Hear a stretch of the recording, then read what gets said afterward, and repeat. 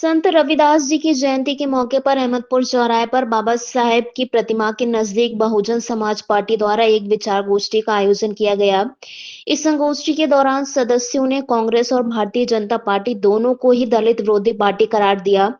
Supreme Mayawati को समाज का बड़ा हितैषी बताया। में रुपयों में खरीद गए सांसद विधायक साथियों, तो ऐसे करके हमारे बहन जी ने उत्तर प्रदेश में काम किया। उत्तर प्रदेश में जाके आप देखोगे ना, जिस दिन उत्तर प्रदेश में जाके दलितों की ताकत पूरे देश के अंदर बढ़ रही थी।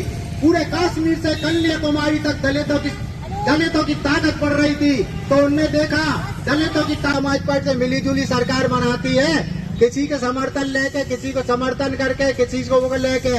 तो साथियों, जब चुनाव हुए तो हमारे जब स्पष्ट बहुमत से सरकार बनी, हमारे 207 विधायकों ने, पूरी पार्टियों ने मिलकर प्लानिंग बनाई कि दलितों की राजनीति देश के अंदर खत्म करना है। तो कैसे करेंगे?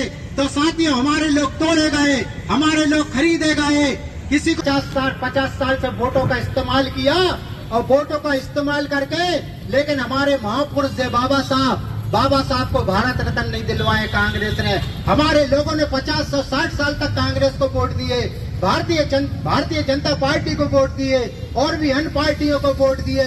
लेकिन साथियों, एक हमारा महापुरुष जिसने अपने 5-5 बच्चे कुर्बान कर दिए, कभी उनने ये नहीं सोचा कि हमारे बाबा साहब को भारत रत्न दिलवा दे। साथियों, ये चीजें आपको ध्यान रखना पड़ेगी, हमें ध्यान रखना पड़ेगी कि कांग्रेस ने हमारे लिए क्या किया और भारतीय जनता पार्टी ने क्या किया। साथियों, हमारी समाज क्या है, बाबा साहब की किताबें नहीं पढ़ती है, बाबा साहब को इतिहास नहीं पढ़ती है, इसलिए गलत जानकारी हमारे लोगों के लिए थे।